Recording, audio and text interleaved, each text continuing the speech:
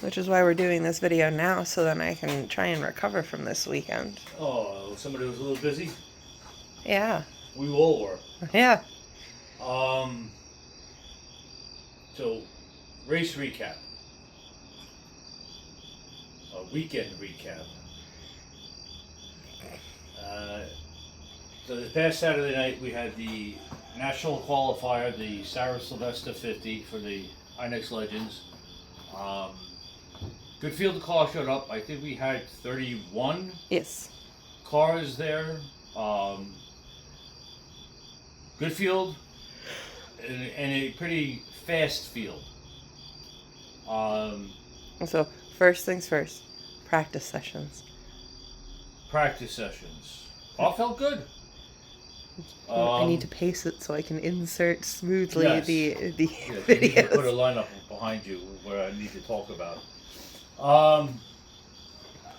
After a few weeks off, for one reason or another, finally get back out to the racetrack.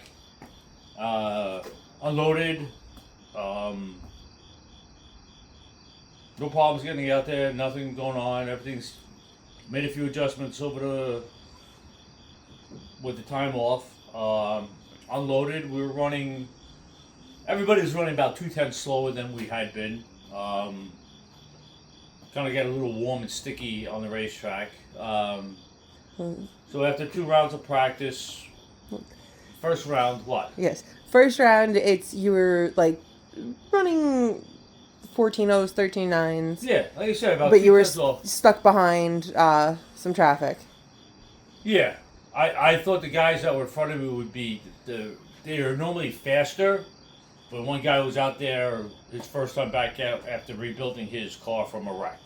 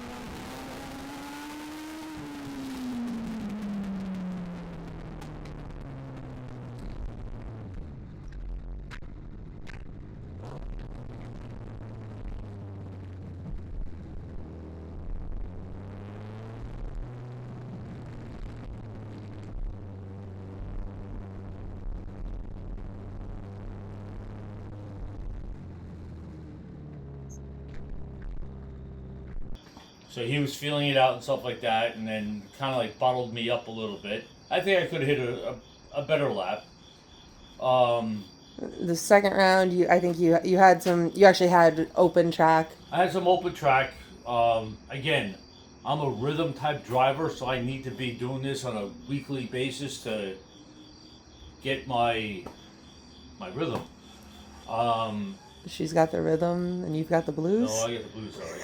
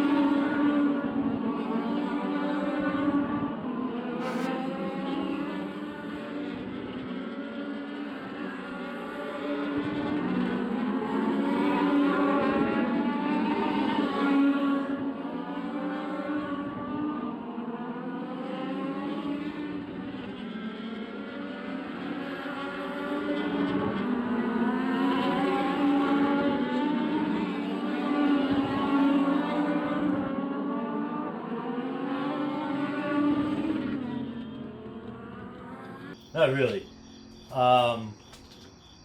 So it was a time trial event. So after 2 rounds of practice, we had a drivers meeting, kind of letting us know what we were doing for the day. Had a group photo. Again, it was the Sarah Sylvester, one of our competitors' sister, had passed away a few years back, and this is in honor of her. It was good to see that he's still a very in-depth, involved racer on this division, so it's nice to see him out there, as always, every week. So, time trials, I knew a lap that I wanted, and I turned a lap that I didn't want. Again, it's not one of my fortes of getting out there and run hard for 2 laps without underdriving it or overdriving it. Well, I had turns 3 and 4 down pretty good, but turns 1 and 2 just... So I did not have a very good lap. And I forgot to do the recording of the replay, so I don't actually have footage of this. And that's okay. Go watch it on Flow Racing. Yes. A lot of guys were struggling. I was faster than a few that I didn't expect to be, and then I was slower than some that I didn't expect to be. Yeah. So, fast lap was 14-1. I just couldn't find the rhythm. It's all on me. The car was there. Just mindset wasn't there. So, I was about what, midway? No, not midway. Towards the back. I think it was like... You were scheduled to go out 24th. 24th out of the 31. And so when I got out there, I was like 18th. 17th. 17th. Trust me, I was stalking those times. And it was getting close. And I ended up qualifying 24th. which was the final spot at a time trials. So, as much as I didn't like my lap, it was good enough that I made the race. That was my goal. To be a part of this memorial race, to be my name up on there, just in honor of people who've done so much more prior to us racing, and now after she had passed away, to keep her spirit alive at the racetrack. So after that, it was kind of a, I don't know, just a weird type of day. So feature comes around, roll off. I was keeping pace. I fell back a little bit because the guys in front of me were just like, they thought they were winning the Daytona 500 on lap 2. Yeah, it took us a little bit to get past, like, lap 10. So there was a couple of little incidences, nothing major all night long. We had one pretty big wreck. Multi-car, but all the cars stayed 4 wheels. On the ground. I thought Kendall might have gotten some air, but I was busy doing the zig and the zag to avoid that because I was behind it. And thankfully, I see him pull through the wreck afterwards. I'm like, oh, good. My car's still on the ground in one piece. So we were on the lead lap for most of the race until like around lap 30. Yeah, according to Speed Hive, you were 20 laps down. Then I got the blue flag to move over. The leaders were coming, and I pulled over. And at that moment, I was just like, you know what? What am I racing for? Why am I going to wreck my car for? Pulled it in field. So I was just happy. And then like out of the way and stuff like that. And then there was a caution, like a lap. There was a caution, then I went back out, and then I had no brakes. Turns out my left front brake line got loose and came upon my header.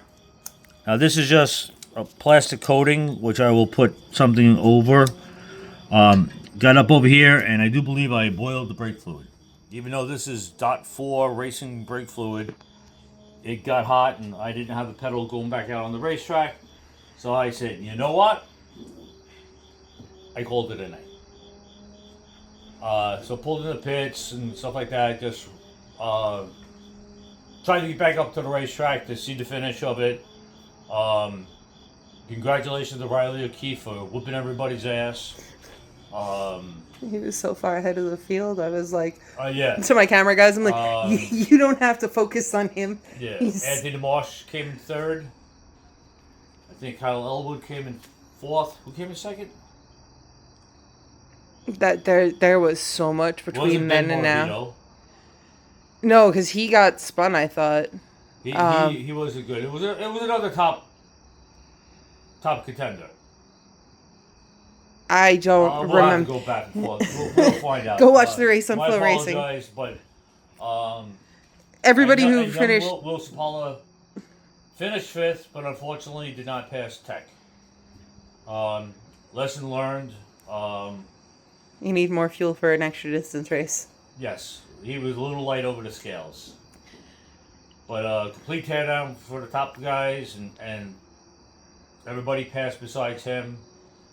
So when they called up basically 6th, now 5th place, they did the same teardown. Yes. So everybody was legal besides him, and it was just a matter of weight, nothing illegal on the car and stuff like that. Good race. Again, when you put the fastest guy up front and he runs away, he got a couple of restarts, and but all that was good. He made some good money. Yeah. I think the outcome was over $2,500. Yeah, between all the well, he led every lap. Yeah. So between all of the lap money, the lap sponsors, the contingency. He walked away with a good chunk of change. And his car owner happens to be Jim Sylvester, whose sister we're honoring. So it was pretty cool that his car was in victory lane for this. Absolutely. So that was good for him, good for everybody. My honor to be a part of it. Again, after lap 30 and that, I just said, you know what, I'm not going to get in anybody's way. I'm not racing to kill myself for, when we have like $5. four more races left. Yes, so we're saving a car for our normally scheduled racing. Yeah, we got 2 more races at Riverhead for the season. This Saturday and the next Saturday. And then we're looking to do King of the Green at Evergreen on the 25th. And then Islip 300 back at Riverhead in early November. And then the Turkey Derby at Wall. As long as the track is still open and running. Isn't that always the case? Pretty much ever since we got into the Legends. But I will say, I mean, this... So this year I did get to race on Wall that we had previously talked about. But Samantha was not able to get there due to her schedule of working at Riverhead. What is it with your generation calling me Samantha? It is Sam. I am not nearly... I'm not your generational person. I am not your nearly... father. Yeah, and I call you old all the time. You only full name me when I'm in trouble. I bought you a race car. You legally can't make me in trouble. Legally? I want to see the bylaws on that one. At least anyway, our hopes are that Wall is open and we can get to race the Turkey Derby, so I can make Samantha all that more. What's the word I'm looking for? Terrified? No. Anxious? Anxious? Yes. You want to give me an excuse to go back to my cardiologist with even higher blood pressure? No, that's your work. Oh yeah, but aside from that. So that is the remaining races. Going through the car after a few little minor issues here and there, but nothing big, nothing horrible. Also, brake drums apparently weigh a lot. Thanks, Mark, for not foisting your brake drums off on us, because the shelf didn't hold all the brake drums plus Ed. I happened to put my hand on there to bend down and think. The shelf went nope.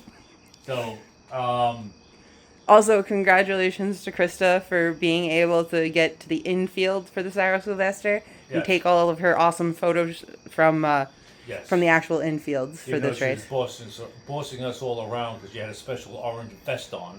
Yeah, as is her right.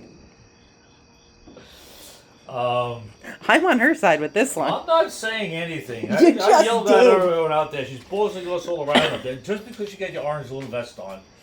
It was yellow. Always great to see people like that involved, helping our series. I'm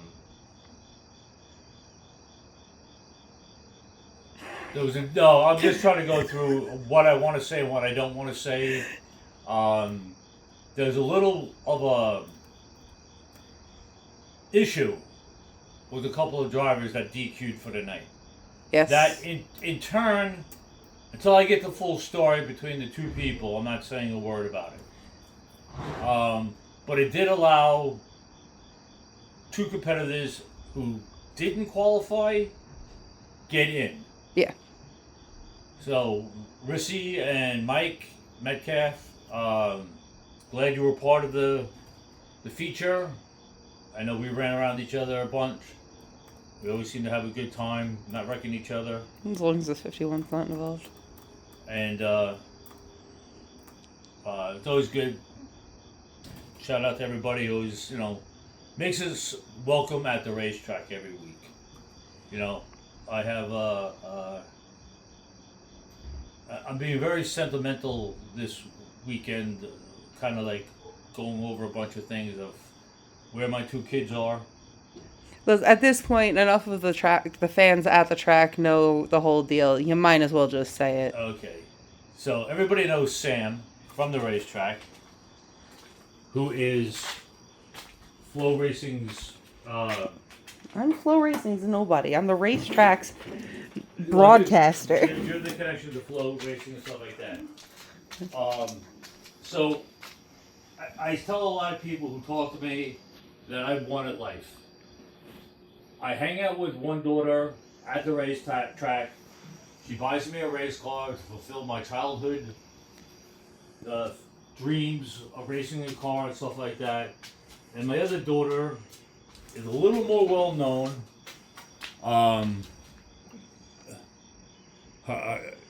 People who know me know who she is. Chris Statlander, aka the new AEW Women's Champion. So I got the news when she won the belt. She was up in Toronto wrestling. Mom was home watching the pay-per-view. Mom was home freaking out. So I got the news that she won the belt before the feature. So at that moment in time, I was on cloud 9.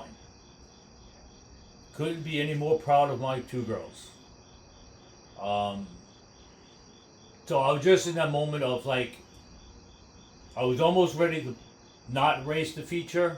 I qualified on time, so I made my checklist goal and all that stuff, and I just mentally, I wasn't like really focused on the racetrack. I kept it out of everybody's way. I did what I can, and I said, you know what? You already won. I already won.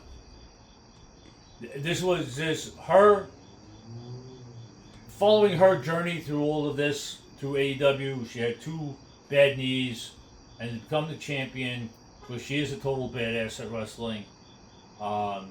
Just capped off what I would always say. This was the final thing that I wished for my girl, Chris.